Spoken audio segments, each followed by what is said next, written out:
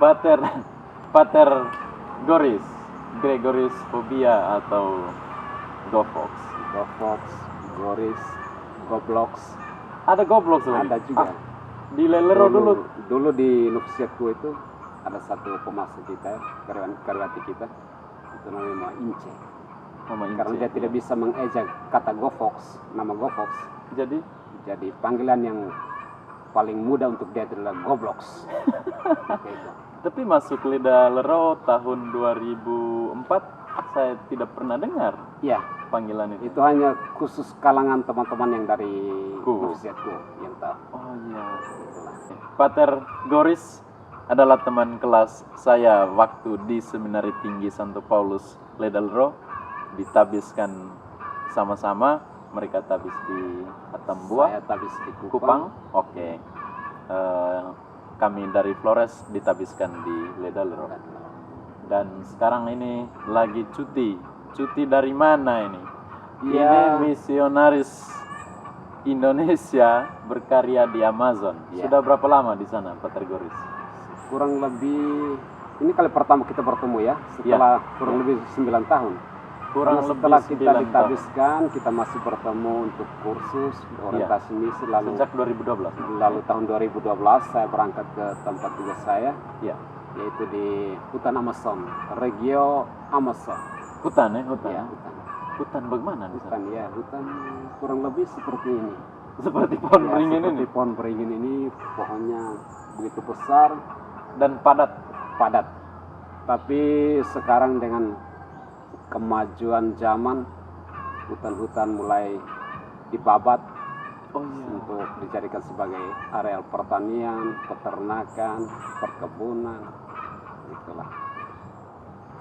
Dan sekarang saya di Amazon sudah 10 tahun menjalani panggilan tugas yang dipercayakan Tuhan itu melalui Serikat Sabda Allah dan kepada kita. Apa yang buat Pater Goris betah di sana? Atau betah tidak betah jalani saja? Saya tidak tahu betah atau tidak betah. Saya berpikir itu adalah panggilan, panggilan hidup yang telah saya pilih. Betah tidak betah saya jalani, tapi dengan semangat. Yang begitu banyak tantangan, hambatan yang sering kita jumpai, tapi ini adalah bagian dari konsekuensi dari pilihan hidup. Konsekuensi dari pilihan hidup. Konsisten pada janji, pada pilihan yang telah kita pilih. Gitu. Pater Goris bicara tentang tantangan, hambatan. Iya. Mungkin yang paling besar, berat, yang paling serius. Sebagai misionaris, kita tidak disiapkan secara menyeluruh, secara utuh. Saat kita disiapkan untuk menjadi imam itu. Bayangkan saja saya dari Eban, dari kaki Gunung Mutis. Setelah itu ke Eban seminari, itu di Pulau Timor. Di Pulau Timor. Paroki Eban ya? Paroki Eban di bawah kaki Gunung Mutis. Lalu setelah itu saya ke seminari kecil di Atambua, seminari menengah. Lalu ke Lidah Lero. Selama masa formasi ini, kita tidak pernah diajar hal-hal praktis. Misalnya sekarang saya di Amazon, yang notabene 80% wilayah pelayanan kita adalah wilayah air. Wilayah air. Dan tidak seorang pun diajar untuk bagaimana mendayung sampan, berenang atau membawa speedboat. Dan di situ saya mengalami. Waktu saya tiba di sana, orang gunung ya. Orang gunung yang turun ke air, ke sungai. Memang awalnya saya tidak bisa membawa itu speedboat ataupun mendayung. Kalau renang sih ya untuk selamatkan diri saat tenggelam bisa. Saya tidak bisa. Kalau tenggelam langsung gaya batu. Setengah hidup Anda sudah berakhir. Saya tinggal bersama-sama dengan orang Indian kurang lebih 1 bulan. Ini di paroki? Ini di paroki. Untuk belajar mendayung ini. Dan mulai diajar bagaimana cara memegang dayung, cara mengarahkan perahu. Lalu saya juga diajar bagaimana membawa speedboat itu. Oke. Setelah 1 bulan kemudian, syukur saya bisa mendayung, bisa mengarahkan perahu, juga bisa membawa speedboat itu. 1 bulan Iya, saja. 1 bulan kemudian. Setelah itu baru saya mengurus proses untuk mengambil SIM kalau di sini. Oh, ada Ya, SIM-nya. kalau bawa speedboat itu harus punya SIM. Oh iya. Jadi saya punya SIM mobil, Ya, SIM motor, juga Ya. SIM kapal sungai. dan semuanya di sana. Semuanya Yang ada. motor mobil. Iya, motor, Oke. mobil dan SIM. Tinggal SIM pesawat saja yang belum. Itu salah satu tantangan. Oke. Kita tidak diajarkan hal-hal praktis seperti itu. Ya. Tapi di medan misi kita dituntut untuk bisa menguasai hal-hal praktis seperti itu. Oke. Dan saya pikir tantangan kedua sebagai seorang misionaris, bahasa juga. Bahasa. Bahasa. Di sana bahasa apa? Kalau di Brasil itu bahasa Portugis. Ya. Satu-satunya negara Amerika Latin yang dijajah oleh Portugis adalah Brasil. Sehingga Brasil itu berbahasa Portugis. Ya. Dan salah satu tantangan untuk kita sebagai misionaris, ada bahasa lokal tidak? bahasa lokal khusus untuk suku-suku asli, suku-suku Indian. Oh iya. Ya. Dan Goris juga belajar bahasa lokal itu. Ya, ke bahasa lokal 1-2 kata untuk makan minum ya kita belajar. Oh ya, tapi umumnya Tapi dipakai umumnya bahasa Portugis. bahasa sehari-hari itu adalah bahasa Portugis. Oke. Tantangannya itu. Dan itu terkait adalah itu salah ya. satu tantangan untuk kita. Walaupun kita tiba di sana, kita belajar intensif 3 bulan, Ya. tapi 3 bulan ya tidak cukup. Ya. Tidak cukup untuk seorang misionaris. Tapi dalam perjalanan waktu, Ya. dalam pergaulan, kita bisa berkomunikasi dengan mereka. Ya. Dan saya pikir komunikasi yang paling baik dari seorang misionaris terhadap umatnya itu kasih, pelayanan, dan pemberian diri secara utuh.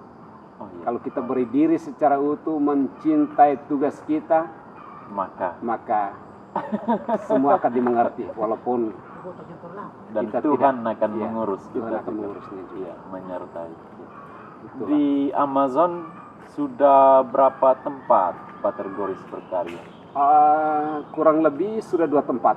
Sudah 2 Saya melayani 2 tempat.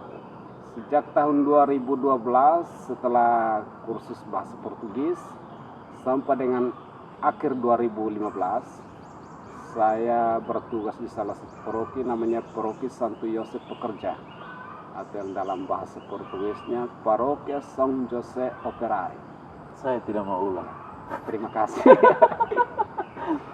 Di paroki pertama itu mayoritas umat saya itu adalah peternak, Ya. juga petani. Ya. Khusus peternak, kalau kita di Indonesia, khususnya di kampung saya di Eban, kalau kita punya sapi 10-15 ekor, kita tepuk dada dan katakan saya punya. Saya punya, ya. Tapi kalau di Brasil, di wilayah saya, paroki pertama itu peternak yang namanya peternak, dia punya kurang lebih minimum 1000 ekor ke atas, 1000 ekor sapi. Iya, Lahan untuk pemeliharaan luas. luas sekali. Maka itu salah satu faktor di mana mulai berkurangnya hutan Amazon itu karena itu. Karena itu. Dibabat untuk dijadikan sebagai lahan peternakan. Gitu. Lalu juga ada petani kecil seperti kita di kampung-kampung, tanam kacang-kacangan, jagung, lalu buah-buahan, gitulah. Paroki kedua saya itu namanya Paroki Santa Maria diangkat ke surga. Bahasa Portugisnya. Pestanya itu kemarin juga, tanggal 15 Agustus. Ya. Parokia Nossa Senhora das Graças. Macam saya Paroki dengar kedua bunyi saya, burung. paroki pertama saya itu terletak di wilayah Trans Amazon. Oke. Iya. Dan paroki kedua saya itu letaknya itu berbatasan langsung dengan salah satu wilayah terjauh dari Prancis, namanya Guiana Fransa. Ya. Mayoritas umat saya itu 60% adalah suku-suku asli orang iya. Indian. Oh, iya. Di paroki saya ini kami tiga konfrater, satu dari Filipina, Ya. satu dari Togo, Ya. dan satu dari Indonesia, yaitu saya sendiri. Kedua teman saya yang lain itu mereka melayani stasi-stasi di pusat, kurang lebih 7-8 stasi, dengan beberapa stasi di pedalaman. Ya. Dan saya sendiri menangani stasi-stasi orang Indian atau pelayanan khusus untuk orang-orang Indian. Dan kurang lebih saya melayani 36 stasi atau mereka di sana katakan aldea, perkampungan kecil orang Indian itu. Audea. Aldea, tulisannya ALDAIA. Aldea. Yes. Oke. Oke. Dari segi medan lumayan menantang juga. Menantang. Medan di Flores, Iya. di Timor Kalau ada juga. medan di Timor, di Persis di Flores sana. tidak. Saya katakan tidak karena medan khususnya di paroki kedua saya ini adalah medan berair, wilayah berair. Oh, iya. Sehingga untuk sampai ke sana ya kita butuh hanya bisa dijangkau melalui speedboat atau perahu atau kapal feri. Oh iya. Kapal feri biasa. Tadi saya katakan bahwa tantangan di wilayah paroki kedua itu adalah medan, di mana untuk mencapai aldea terjauh atau perkampungan terjauh, saya harus menggunakan speedboat yang dengan rata-rata kecepatan 40 km per jam selama 8 jam untuk tiba di kampung terjauh itu. Ya, 8 jam. 8 jam. Dan sendirian. Itu Mengendarai speedboat dengan bahan bakar yang sudah disediakan. Setiap kali perjalanan saya harus membawa kurang lebih 200 liter bahan bakar persiapan untuk pulang pergi. Ya, itu stasi terjauh atau aldea terjauh, perkampungan terjauh. itu kan disebut kalau di Flores itu patroli. Ya, patroli. Iya. Saya tidak dengar lagi kata itu sekarang ya. Kalau kita Dulu di sini, ya. orang-orang barat bilang patroli. Iya. Ya. Dan itu berapa lama di Audea? Biasanya kalau saya ke pedalaman itu saya sudah membuat jadwal. Ya. Misalnya minggu ini saya akan ke Riau ini atau ke wilayah ini. Oke. Sekali jalan kita bisa mengunjungi 5, 6 atau 7, 8 perkampungan. 1-2 hari di aldea. 1-2 hari di satu aldea. Hari berikutnya kita pindah ke aldea lain sampai selesai. Bersambung. Ya, bersambung. Itu juga supaya bisa menghemat bahan bakar. Oke. Bahan bakar dan tenaga juga. Itulah. Dan itu sekitar berapa lama? 2 minggu? Setiap kali saya membuat patroli itu kurang lebih 2 minggu, minimal 2 minggu. Ya, bisa lebih. Untuk mengunjungi wilayah-wilayah di pedalaman itu, perkampungan orang India. Kalau pelayanan misa saja atau sakramen lainnya juga? Selain misa sudah pasti. Sebagai seorang imam, ketika kita tiba di perkampungan ya kita rayakan misa. Selain misa juga pertemuan dengan seluruh umat. Kalau ada anak-anak yang sudah dipersiapkan untuk menerima sakramen tertentu ya kita rayakan juga. Ya, selain itu juga kita adakan katekese dan kunjungan ke rumah-rumah umat. Selain itu juga kita mengadvokasi mereka tentang hak-hak mereka. Oh iya. Hak-hak sosial mereka. Ini layanan sosial. Pelayanan sosial. Advokasi kepada pemerintah. Tidak, kepada umat. Untuk mengetahui hak-hak mereka atau kita memberikan informasi terbaru ya, edukasi. Oke. Lalu Saya juga bagian dari salah satu organisasi organisasi yang menaungi atau mengedukasi atau mengadvokasi itu hak-hak orang Indian itu. Oh iya. Itu kalau dalam bahasa Portugisnya itu Conselho Missionário Indígena atau disebut SIMI. Iya. Itu satu forum resmi yang dibuat oleh para uskup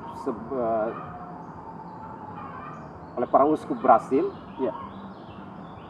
untuk menaungi atau mengadvokasi orang-orang Indian itu.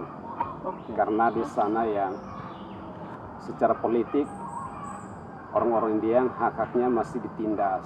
Oke. Maka itu Diabaikan. ya diabaikan. Maka itu saya mengafiliasi diri dengan organisasi ini. Saya sebagai anggota gereja yang notabene adalah pastor juga. Jadi saya waktu tiba di sana saya masuk dalam organisasi ini. Iya. Sehingga ketika kita ada kunjungan ke pedalaman, ke kampung-kampung orang Indian, kita membantu memberikan informasi terkini tentang situasi politik, apa segala macam, tentang hak-hak mereka lah. Oke. Oh, Pater Goris ngomong tentang umat apa tadi? Orang-orang Indian. Orang-orang Indian, suku asli. Iya. Dan mayoritas mereka agama tahun sampai dengan tahun 80-an, 90-an mereka masih beragama Katolik. Karena para misionaris pendahulu masuk ke sana dan mengkatolikan mereka. Tapi sejak tahun 2000-an mulai masuk gereja-gereja lain dengan segala macam sektenya, sehingga saat ini kalau kita ke perkampungan orang Indian, kita bisa temukan 2-3 gereja di dalam satu kampung kecil yang kurang lebih 30-an, 40-an kakak, kamu bisa temukan 3-4 gereja di dalam. Oh iya. Selain gereja Katolik. Selain gereja Katolik. Ya. Tapi awalnya hanya gereja Katolik. Ya. Dan saya kira di Flores juga kurang lebih terjadi hal-hal demikian. Ya. Oh, organisasi tadi. Organisasi apa namanya tadi? SIMI. Ya. Itu kegiatannya apa saja? Saya kan bagian dari organisasi itu. Ya. Jadi kami ditugaskan untuk mengadvokasi atau mengedukasi orang-orang Indian itu tentang hak-haknya. Ataupun ada informasi-informasi dari negara atau dari gereja tentang hak mereka, ya kita menyampaikan kepada mereka. Oke. Lalu memperjuangkan pemenuhan hak-hak mereka atau advokasi juga dilakukan. Misalnya kalau kita sampai di perkampungan orang Indian, pelayanan kesehatan tidak bagus, atau pendidikan sekolah-sekolah tidak bagus, ya kita mengadvokasi mereka supaya mereka bisa menuntut hak mereka ke pemerintah. Dan mereka menuntut? Mereka menuntut. Bentuknya apa?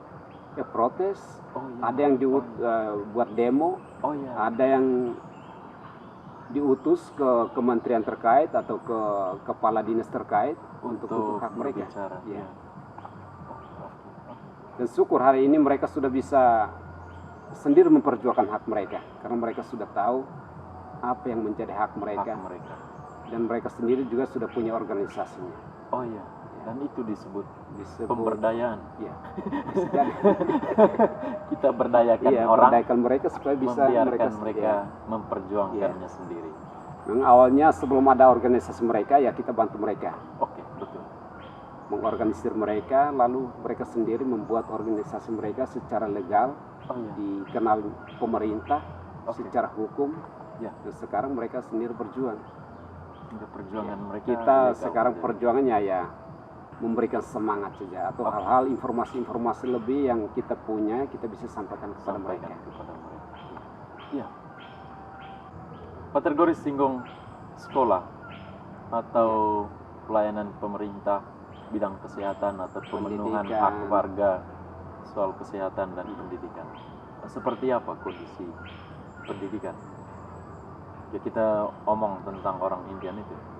Kalau saya secara pribadi bandingkan situasi pendidikan di Brasil, khususnya di tempat saya, orang-orang Indian dengan kita di Indonesia, mungkin kita di Indonesia lebih bagus daripada di sana. Oh iya. Memang di sana di Brasil, khususnya untuk orang-orang Indian, segala sesuatu disediakan oleh pemerintah, tapi tidak semuanya dikabulkan. Oh, Di atas kertas ya, oke. tapi dalam pelaksanaan di lapangan tidak. Sekolah-sekolahnya lumayan parah, bangunan-bangunannya itu secara fisik berbeda jauh dengan sekolah-sekolah kita di Indonesia. Lalu juga tenaga pendidiknya juga ya namanya di pedalaman ya. Ya. Tenaga pendidiknya tamat SD atau mereka katakan itu ensino fundamental, Ya. dia sudah bisa diangkat menjadi guru untuk mengajar Oh ya. mereka yang barusan masuk kelas 1 itu. Itu sekolah Karena tenaga milik pendidiknya berkurang. Itu sekolah milik siapa? Namanya milik pemerintah. Lalu kalau standar guru semestinya Ya, standar guru semestinya level sarjana. ya level sarjana lah. Tapi di situ Tapi di situ ya karena situasi dan sebenarnya tidak kekurangan guru, hanya karena medan oh yang iya. begitu luas juga sulit untuk dijangkau. Walaupun dia sarjana, diiming-iming dengan gaji yang begitu, tapi orang tidak mau ke sana. Memang seperti apa mereka itu? Yang dibilang suku asli Indian ini, saya belum bisa bayangkan seperti apa mereka. Soal keadaan ekonomi, fisik.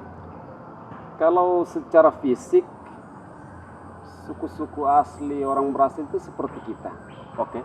Wajahnya itu kurang lebih seperti kita orang Indonesia, orang Oke. Asia. Secara fisik mungkin mereka sedikit lebih besar, lebih gemuk, Oh iya. tapi wajah, struktur wajah kurang lebih seperti kita. Seperti kita. Oke. Iya. Oke. Dan kalau di wilayah saya, di tempat kerja saya, Ya. mereka kurang lebih ya sudah tidak tahu apa dibahasakan bagaimana ya. Ya. Sudah beradab memakai pakaian. Oh iya. Kalau yang ada dalam pikiran kita mendengar orang Indian, kata Indian itu ya Iya. mereka yang masih tanpa pakaian atau tanpa busana. Tapi kalau di tempat saya kurang lebih mereka sudah memakai pakaian Seperti kita. ya seperti kita ini. Hanya mereka masih tinggalnya di wilayah-wilayah pinggir sungai. Oh Gitu, iya. ya. Dan makanan asli mereka itu tepung ubi. Tepung ubi. Tepung Ubi kayu ini. Ubi kayu. Singkong ini. Di singkong. Kalau kita di timur, kami di timur itu namanya tepung jagung. Iya. Ya, jagung yang sudah diolah lalu digoreng dan menghasilkan tepung dan bisa disimpan untuk berhari-hari Oh ya, atau ut berbulan, itu ya, ut, berbulan-bulan untuk dijadikan makanan. Dan tepung ubi yang dimaksudkan di sana seperti itu kurang lebih. Ya, kurang lebih seperti itu. Tepung ubi. Itu makanan khas mereka. Itu dicampur apa? Air. Di atas meja saat santap siang atau santap malam boleh boleh tidak ada beras, nasi, Ya. tapi Itu pasti. tepung ubi atau dalam bahasa mereka itu farinya tidak boleh kurang, tidak ada, harus ada. Dan makan seperti Ya, biasa makan dengan seperti sayur, dengan lauk. Sayur tidak. Orang Brasil, orang Amazon, suku-suku asli, jarang sekali saya melihat mereka makan sayur. Makanan utama mereka itu daging, Ya. atau daging-daging hasil buruan, Ya. juga ikan segar. Oh, ikan sungai. Iya, ikan sungai. Jadi khusus ikan, mereka tidak pernah itu makan ikan yang disimpan di kulkas berhari-hari. Karena ikannya melimpah. Jadi untuk makan siang, nanti pagi jam 5 atau jam 6, anak-anak atau bapaknya sudah turun ke sungai dan mancing. Sekitar jam 9, jam 10 dia kembali, lalu ibu atau siapa yang siapkan santap siang dia mulai bersihkan Dan ikan. itu bukan sebagai pekerjaan. Bukan sebagai pekerjaan, Oh ya. itu hanya untuk konsumsi saja. Langsung konsumsi. Pekerjaan utama mereka itu sebenarnya bertani. Ya. Bertani, khususnya petani singkong. Karena makanan utama mereka adalah tepung singkong itu, ubi tadi ya. tepung ubi. Jadi mereka bertani, tanam itu. Ya, ya, ya. Selain itu ada yang ya pegawai, Oh, pegawai iya. sebagai tenaga pendidik atau tenaga kesehatan atau pegawai-pegawai lainnya. Tapi mayoritas masyarakat itu Bertani. bertani, gitu. Kalau budaya? Kalau budaya mereka masih sangat menjunjung tinggi budaya mereka, selalu berusaha untuk menonjolkan diri mereka sebagai orang Indian, suku Ya. asli, pemilik Brasil. Oh ya, ya. Yang dimaksudkan dengan suku asli Indian itu yang tambah dengan Ya, kayak seperti ini bajunya. Ini salah satu replika mereka ini. Ini kalau ada pesta-pesta atau hari-hari besar, mereka akan gunakan seperti ini. Tampilkan budaya mereka. Kalau dalam keseharian mereka akan berpakaian seperti kita. suku asli, suku Indian, Ya, suku asli ya, itu yang suku Indian. lalu apa tadi? Klaim ayo menampilkan diri sebagai pemilik Brasil. Brasil, ya. Maksudnya Ya, sebelum Portugis ke Brasil. itu maksudnya. Brasil kan dijajah Oke, oleh oke. oleh Portugis. Jadi ketika bangsa Portugis tiba di Brasil, ya orang Indian mulai ada yang disiksa, ada yang dibunuh berdasarkan sejarah yang kita baca. Dan suku Indian itu, oh ya semut itu. Dan suku Indian, suku asli itu bukan hanya di Amazon. Ya, bukan hanya di Amazon, tapi di negara-negara Amerika Latin lainnya, misalnya di Bolivia, di Meksiko, Paraguay, ada juga, pasti ada. Tapi saya kira 40 atau 50% mayoritas suku asli Indian itu ada di Brasil. Oke. Ya. Dan bukan Karena hanya di bedanya, Amazon. ya, bukan hanya di Amazon, di Brasil. Tapi mereka tersebar di wilayah-wilayah pedalaman. Pesta budaya yang populer milik mereka itu. Sebenarnya kalau kita berbicara tentang suku asli orang Brasil atau orang Indian itu sebenarnya sangat meluas. Karena mereka di sana dibagi dalam suku-suku kecil. Misalnya kita di Indonesia di Timor, ya suku Timor, tapi di Timor kan ada suku Bunak, ada suku Dawan, apa segala macam. Kalau di wilayah saya itu, di paroki saya bekerja dengan orang-orang Indian, tapi mereka terbentuk dari 4 suku besar. Karipuna, Galibi Kalina, Galibi Marwono, I Palikur. Itu apa? Dan Palikur. Dan Ya. Palikur, ya. 4 suku besar ini. Ya. Dan setiap suku itu punya kebudayaannya masing-masing, punya tradisinya masing-masing. Tapi mereka tinggal masuknya dalam satu kampung. Tidak. Setiap suku tinggalnya di wilayah Masing-masing tersendiri, kampung masing-masing. mereka. Masing-masing Dan, kampung. dan berdekatan. Iya, berdekatan. Salah satu tarian yang bisa mempersatukan mereka semua dari 4 suku yang tadi saya katakan itu adalah dansa ture. Dan sature. Iya. Bentuknya. Ini kita mau praktik di sini juga. Artinya Mereka dansa ture itu secara komunal. Iya, secara komunal. Macam Lingkaran. gawi, Ya, jai. seperti gawai, jai. Oh.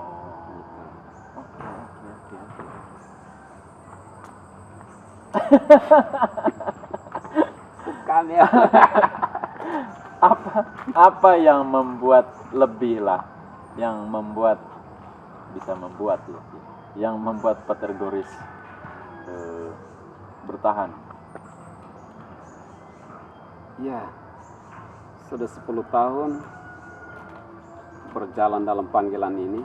Iya. Dan yang membuat saya untuk bertahan sampai saat ini.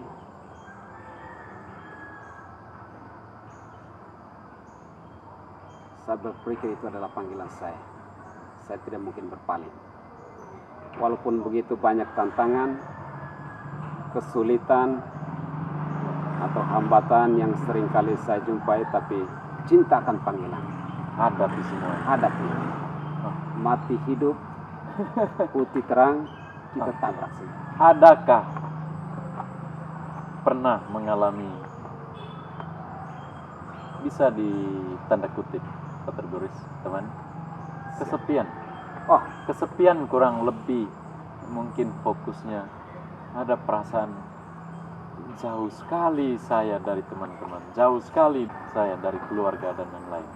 kalau kesepian yang kesepian terbesar yang saya alami ketika tahun 2019, Ya, di mana dalam tempo 1 tahun ya, saya kehilangan kurang lebih 4-5 anggota keluarga. Bulan Maret itu saya kehilangan bapak saya. Lalu sehari setelah dikubur, saya kehilangan sepupu kandung saya. hah, Iya. Lalu bulan Agustus saya kehilangan istri dari kakak saya, kakak laki-laki yang sulung, ya, kakak ipar. Lalu bulan November saya kehilangan mama, dan itu satu tantangan untuk saya. Tapi setelah saya kembali ke Amazon, saya sempat kesini ikut penguburan bapak dan mama. Setelah itu saya kembali ke Amazon. Lalu setiap hari saya mencoba untuk merefleksikan semua peristiwa itu. ya, Saya berpikir bahwa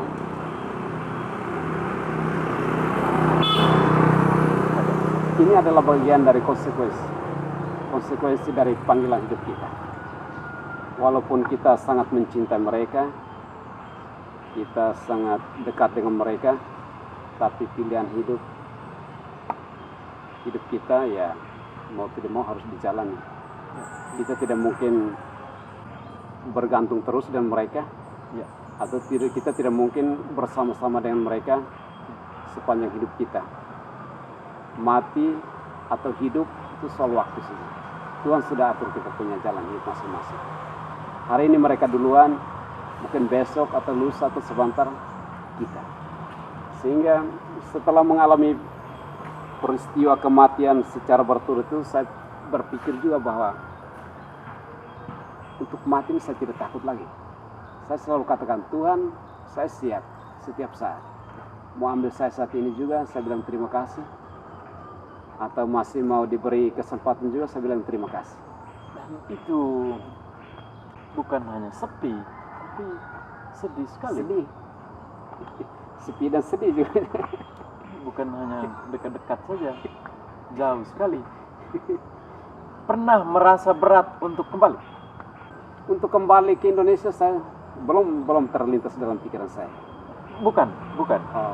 Ketika permisi, ya turut berduka cita untuk Ya. itu, teman.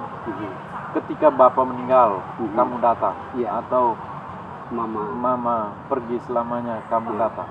ya. Pernah merasa berat tidak untuk pamit? Saya tidak merasa berat. Saat saya kembali ke sana, justru yang merasa berat itu ponan-ponan, Oh iya. kakak-kakak saya, adik-adik saya, mereka yang menangis. Ya, secara manusia saya juga teteskan air mata, Oke. tapi ya, Bukan soal berat bukan untuk soal berat pergi. batin untuk pergi, tidak. Saya selalu siap. Saya belum tentu. Saya belum tentu. Ya, perjalanan Amazon dengan Indonesia butuh waktu berapa lama? Dari tempat tugas saya, fokus saya untuk sampai di Indonesia ya kurang lebih butuh waktu 3 hari kalau non stop. Karena hari pertama saya harus keluar dari paroki saya ke ibu kota provinsi atau ke keuskupan yang notabene 600 km. Ya, kurang lebih 8 jam. Pagi sampai sore lah. Iya, pagi sampai sore. Itu tergantung musim juga. Oh iya. Ya. Lalu dari ibu kota provinsi saya harus terbang menuju São Paulo, tapi transit 600 km tadi itu jalan darat. Jalan darat. Oh iya. Ya, dengan mobil. Tiba di ibu kota provinsi, saya menggunakan pesawat menuju São Paulo dengan transit di Brasilia, ibu kota negara. Dari ibu kota provinsi tempat saya tinggal menuju Brasilia itu kurang lebih 2 jam 40-an menit. Lalu dari Brasilia ke São Paulo kurang lebih 2 jam 30-an menit. Ya. Lalu di São Paulo tergantung maskapai yang kita gunakan ke Indonesia. Kalau dengan Fly Emirates berarti transitnya di Dubai. Itu kurang lebih 15 jam 30-an menit dari São Paulo ke Dubai. Itu selama 15 jam 30 menit itu di pesawat saja? Selama 15 jam 30 menit ya kita di pesawat. Makan, tidur, ke kamar kecil, nonton, atau baca-baca, capek, ngantuk, tidur, bangun tidur, makan lagi. Lalu dari Dubai ke Jakarta kurang lebih 7,5 jam. 7,5 jam. Itu kalau lancar tadi? Itu kalau lancar 3 hari non-stop. Tapi kalau istirahat ya setelah 600 km kurang lebih kita harus istirahat 1 malam. Iya kan. Lalu Jakarta kita bisa pilih penerbangan mau ke Kupang atau ke Flores. Dan teman dapat pemakaman Bapak dan Mama. Waktu Bapak meninggal, saya tiba sehari setelah Bapak dikuburkan. Yaitu karena jarak tempuh yang begitu jauh, sehingga saya tidak tiba pada saat Bapak dikuburkan. Tapi Mama meninggal bulan November. Waktu itu saya sedang mengikuti pertemuan di ibu kota provinsi, satu provinsi namanya Pará, ibu kotanya Belém. Saya sementara pertemuan di situ. Ketika mendapat berita, saya kontak ke ekonom dan ekonom sediakan tiket sehingga saya langsung kembali. Dan saya tidak lagi menempuh yang 600 km tadi. Mungkin waktu itu juga saya sudah feeling. Keluar dari paroki itu dokumen-dokumen resmi yang harus dibawa sebagai seorang warga negara asing ketika bepergian, saya sudah bawa semua itu. Kau bawa? Saya bawa. Itu spontan saja itu. Sehingga saat hari terakhir kami pertemuan dapat informasi bahwa Mama sudah pergi, saya langsung kontak ekonom, beritahu juga superior provinsial, dan mereka izinkan saya untuk kembali. Mereka carikan saya tiket dan saya pulang. Dan saya baru rasakan bagaimana capeknya melakukan perjalanan itu non-stop. Sehingga ketika tiba di Eban masih sempat melihat Mama terakhir kalinya sebelum dikuburkan. Saya tiba jam 9 pagi, jam 10 pagi, istirahat 1 jam, lalu kami misa dan Mama dikebumikan.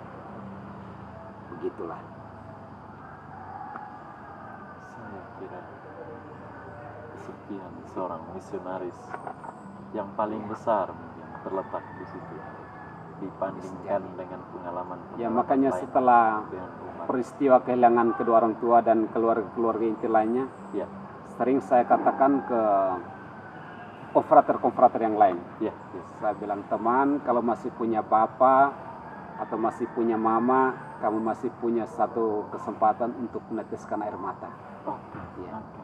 Oke. Dan punya kesempatan untuk saat kita pulang, kita peluk, cium. Setelah itu kan, setelah mereka tidak ada ya, tidak ada lagi yang sebetulnya yang sangat hangat kita peluk. Makanya, ya, sebagai seorang misionaris, kegembiraan terbesar ketika kita pulang ke rumah ya adalah dijemput orang tua, lalu dipeluk, dicium. Oke. Tapi dan sekarang, itu juga pengalamannya Pater Oje kemarin, teman Okto Jawa. Dia bilang, teman, saya sudah 1 bulan. Lalu kau di mana saja? Saya jalan-jalan. Lalu belum ke kampung. Saya bilang, mestinya ke kampung yang pertama. Tidak sama. Dulu ada orang tua itu saya sangat rindu di kampung. Hingga sekarang itu kampung macam bukan lagi prioritas kalau saya cuti. Oke. Mau tidak mau kita harus ke kampung. Ya, mau tidak mau harus ke kampung. Itu dia soal waktunya saja. Macam sekarang dia sudah di kampung. Oke. 2 paroki tadi itu beda keuskupan. 2 paroki saya itu beda keuskupan juga beda provinsi. Di paroki pertama itu hanya 3 tahun. Oh iya. 3 tahun. Paroki kedua sekarang yang sudah masuk tahun ke-7. Dan kemarin Singong bilang saya mau pindah lagi. Itu lagi. Saya bilang sebelum tua ya kita pindah lagi. Dan saya tidak mau berurat berakar di satu tempat. Dan wilayah misi SPD di Amazon itu luas sekali. Wilayah misi kita di Amazon itu sangat luas. Dan misi utama kita di sana itu hanya masih seputar paroki. 90% pelayanan kita di sana adalah pelayanan parokial. Dan itu terdiri dari beberapa keuskupan di dalamnya. Atau 2 saja? Saya hitung 1, 2, 3, 4, 5 keuskupan. Kita 5 keuskupan. 6 keuskupan. 6 keuskupan. Di keuskupan yang sekarang keuskupan saya bekerja sekarang itu namanya berapa paroki? Di keuskupan tempat saya bekerja sekarang kita melayani 3 paroki. 3 paroki. 1 paroki di kota dekat ibu kota provinsi. 2 paroki yang lain itu di pedalaman. Dan paroki terjauh itu paroki saya. Yang tadi saya katakan untuk sampai di keuskupan atau sampai di ibu kota provinsi itu 600. Kurang lebih 8 jam 600 km. Oke. Saya kira kalau ditanya-tanya terkait pengalaman itu pasti sangat banyak. Ya, bukan hanya soal Amazon itu sendiri, tapi soal umat dengan bahasa lokal, dengan budaya juga berbeda, makanannya, ekonomi, lalu layanan politik. Ya. Oke, teman, terima kasih banyak untuk sama teman sharing. Saya menyegarkan. Sesekali teman harus pesiar ke Amazon juga. Kalau Amazon itu ada di Lembata, saya sudah pergi. Oke, yang terjauh untuk saya selama ini paling ke Kalimantan. Masih rencana ke Sumatera, masih rencana ke Ambon dengan Papua.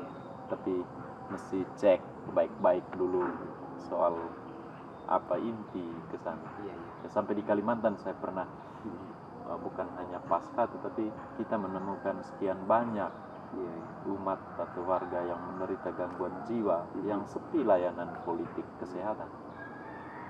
Dan saya kira mereka sekarang mendapat layanan kesehatan karena advokasi kita itu langsung ke Kementerian Kesehatan. Terima kasih teman-teman. Ya, untuk waktu, kesempatan. Cuti lagi, mampir lagi di sini. Pasti. Kalau setiap Tuhan 3 tahun umur panjang, kita akan bertemu lagi setiap 3 tahun. Setiap 3 tahun ya. Iya. Oke. Terima kasih banyak. Sampai jumpa. Hormat. Terima kasih teman-teman.